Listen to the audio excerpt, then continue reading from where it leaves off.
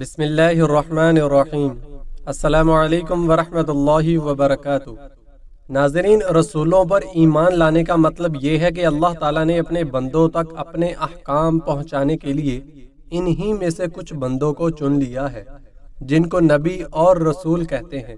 نبی اور رسول اللہ تعالیٰ کے بندے اور انسان ہوتے ہیں۔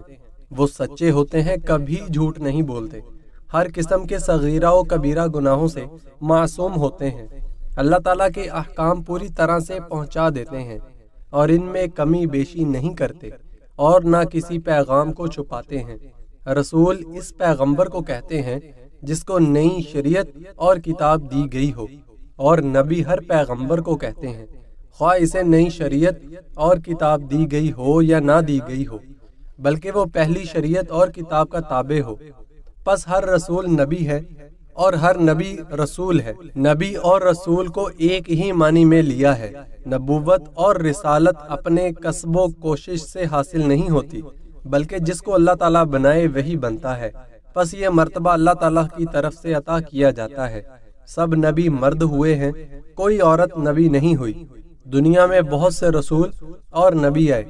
بعض روایتوں میں ان کی تعداد 1,24,000 آئی ہے، اور بعض میں 1,34,000 اور بعض میں 2,24,000۔ یہ تعداد قطعی نہیں ہے، غالباً کثرت کے بیان کے لیے ہے۔ ان کی صحیح تعداد اللہ تعالیٰ ہی جانتے ہیں۔ ہمیں اور آپ کو اس طرح ایمان لانا چاہیے کہ اللہ تعالیٰ نے جتنے رسول اور نبی بھیجے، ہم ان سب کو برحق اور رسول اور نبی مانتے ہیں۔ ان میں 313 رسول ہیں۔ سب سے پہلے نبی حضرت آدم علیہ السلام ہیں، اور سب سے آخری رسول حضرت محمد صلی اللہ علیہ وسلم ہیں، یعنی آپ صلی اللہ علیہ وسلم خاتم النبیین ہیں۔ آپ صلی اللہ علیہ وسلم پر رسالت و نبوت ختم ہو گئی ہے۔ آپ قیامت تک تمام انسانوں اور جنوں کے لیے رسول ہیں۔ آپ صلی اللہ علیہ وسلم کے بعد قیامت تک حقیقی یا ذلی یا بروزی کسی قسم کا کوئی نبی یا رسول نہیں آئے گا۔ آپ صلی اللہ علیہ وسلم کے بعد جو شخص حقیقی یا ذلی یا بروزی کسی بھی قسم کی پیغمبری کا دعویٰ کرے، وہ جھوٹا اور کافر و دجال ہے۔ حضرت آدم علیہ السلام اور حضرت محمد صلی اللہ علیہ وسلم کے درمیان میں جو پیغمبر آئے، ان میں سے بعض کے اسماء گرامی قرآن و مجید و احادیث میں آئے ہیں۔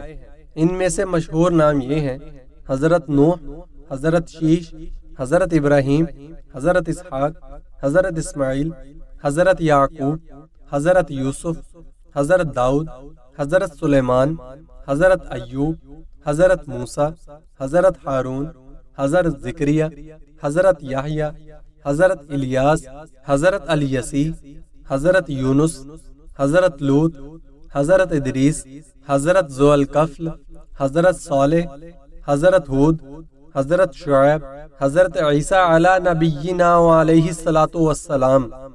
رسولوں پیغمبروں میں بعض کا مرتبہ بعض سے بڑا ہے۔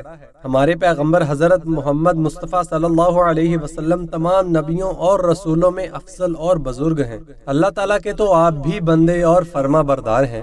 اللہ تعالیٰ کے بعد آپ کا مرتبہ سب سے بڑا ہوا ہے۔ بعد از خدا بزرگ تو ایک قصہ مختصر۔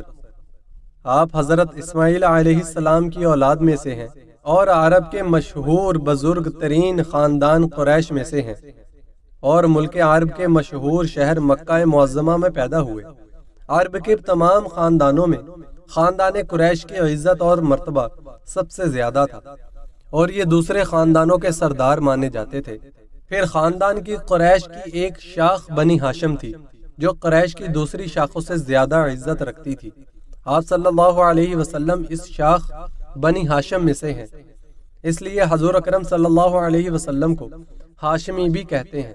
ہاشم آپ صلی اللہ علیہ وسلم کے پردادا کا نام ہے۔ آپ کا سلسلہ نسب 4 پشت تک ہر مسلمان کو یاد رکھنا چاہیے۔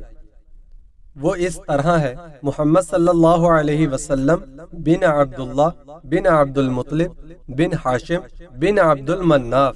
40 برس میں آپ پر وحی کا نزول ہوا، یعنی اللہ تعالیٰ نے اپنا کلام قرآن مجید اور اپنے احکام اتارنے شروع کیے۔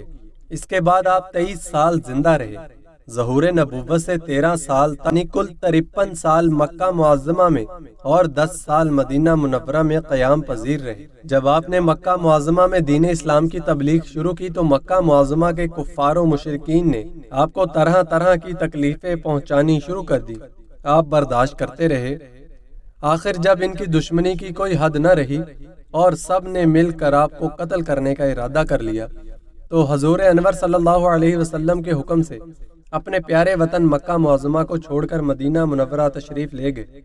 اس کو ہجرت کہتے ہیں اور اسی مناسبت سے مسلمانوں کا سن ہجری جاری ہوا ہے۔ آپ صلی اللہ علیہ وسلم کے مدینہ منورہ تشریف لے جانے کی خبر سن کر ان مسلمانوں کو جو مکہ مکرمہ سے اپنے گھر بار چھوڑ کر مدینہ طیبہ چلے آئے مہاجرین کہتے ہیں، اور مدینہ طیبہ کے مسلمان جنہوں نے آپ صلی اللہ علیہ وسلم اور مہاجرین کی مدد کی انصار کہلاتے ہیں۔ آپ صلی اللہ علیہ وسلم کے 10 سال مدینہ منورہ کے قیام کے زمانہ میں اللہ پاک نے آپ کو 2 فتوحات نصیب فرمائیں کہ جن کی برکت سے آج اسلام دنیا کے گوشہ گوشہ میں رائج ہے۔ چند دن اوپر 63 سال کی عمر میں باروایت مشہور تاریخ 12 ربیع الاول سن 11 ہجری بروز دوشنبہ آپ کے جسد اطہر سے روح مبارک نے سوئے رفیق اعلیٰ پرواز کی